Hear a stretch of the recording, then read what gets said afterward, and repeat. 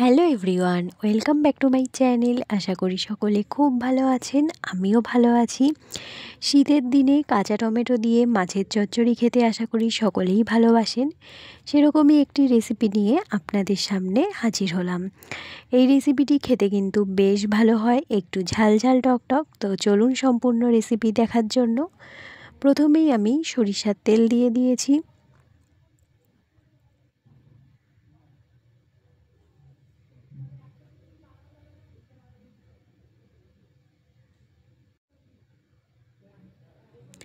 তেল ভালো করে গরম হয়ে গেলে দিয়ে দেব হচ্ছে পেঁয়াজ।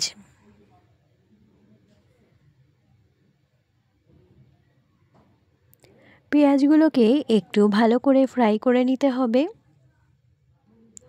আজকে আমি পেঁয়াজ আর কাঁচা টমেটো ধনেপাতা দিয়ে মাছের চচ্চড়ি করছি।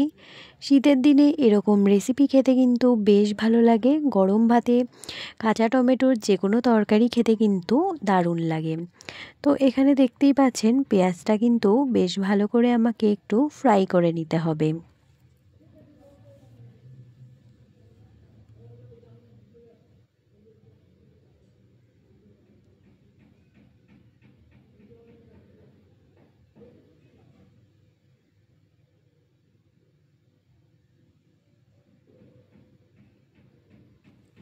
ব্যবহার করব হচ্ছে কিছু মশলা। আমি প্রত্যেক রেসিপি তৈরি করার সময় বলি আমি খুব বেসিক মশলা ব্যবহার করব। মশলা বলতে এখানে ধনের গুঁড়ো, জিরের গুঁড়ো, হলুদ আর হচ্ছে লঙ্কার গুঁড়ো। আমি কেন বেসিক একটু মশলা ব্যবহার করার চেষ্টা করি, আমার মতো এরকম প্রচুর মানুষ আছেন যারা বাইরে থাকেন কর্মসংস্থানের জন্য বা পড়াশুনোর ক্ষেত্রে। তারা যেন একটু নিজেদের মতো করে যে কোনো ভালো করে তৈরি করে খাওয়ার খেতে পারেন, সেই জন্য আমি খুব বেসিক মশলা ব্যবহার করি। এইভাবে রান্না করলে আপনাদের মশলা যে কোনো সময় হাতের কাছে পেয়ে যাবেন, কোনো বাটাবুটির ঝামেলাও থাকবে না, আপনাদের সুবিধা হবে।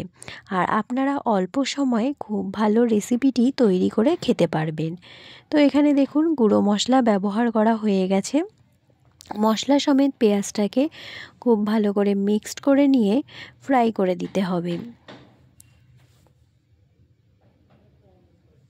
যে কোনো রান্নার সময় যদি কোনো বাটার ঝামেলা থাকে, সেটা কিন্তু আমরা যারা বাইরে থাকি তাদের ক্ষেত্রে খুবই অসুবিধা হয়।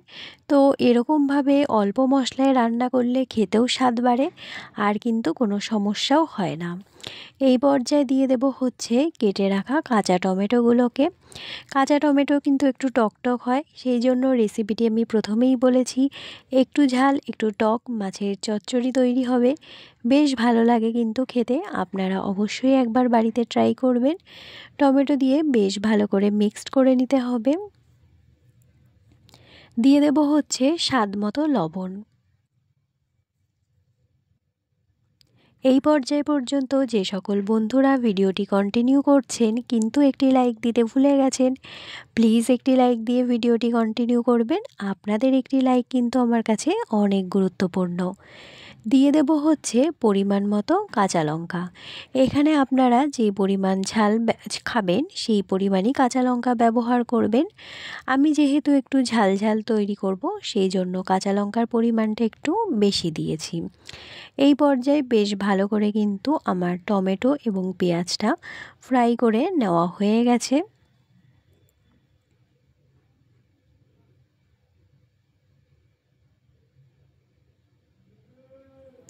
এবার দিয়ে দেব হচ্ছে পরিমাণ মতো জল। যে পরিমাণ আমি রাখবো মাছের চচ্চড়ির ঝোলটা, সেই পরিমাণ রাখবো। খুব বেশি আমি এখানে ঝোল ব্যবহার করব না, একদম গা মাখা হবে, তাহলে কিন্তু খেতে খুবই ভালো হবে। সেই জন্য জলের পরিমাণ অল্প দিয়েছি যেন টমেটোটাও সেদ্ধ হয়ে যায়। আর আমি পরে যে মাছটা দেব সেটার ভেতর যেন মশলাটা খুব ভালো করে ঢোকে।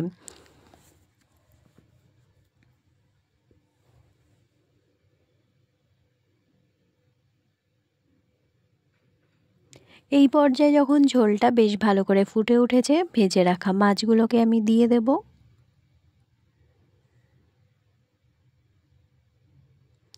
দিয়ে বেশ ভালো করে ফুটিয়ে নিতে হবে। তাহলে মাছের ভেতরে মশলাগুলো খুব ভালো করে ঢুকবে, তাহলে খেতে অনেকটাই স্বাদ হবে এবং টমেটোগুলোও বেশ ভালো করে সেদ্ধ হয়ে যাবে। এই পর্যায়ে কিন্তু দেখতে পাচ্ছেন আমার প্রায় মাছের রেসিপি তৈরি হয়ে এসেছে। এবার কিন্তু আমি ওপর থেকে ধনেপাতাটা ছড়িয়ে দেব।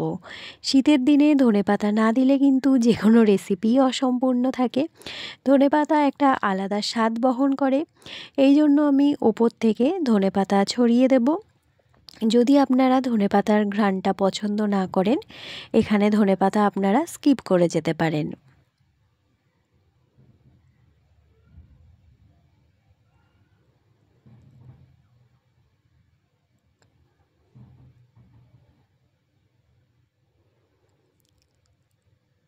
এই পর্যায়ে আমি দেখতেই পাচ্ছেন রেসিপি তৈরি হয়ে গেছে। আমি একটি পাত্রে সার্ভ করে নেব।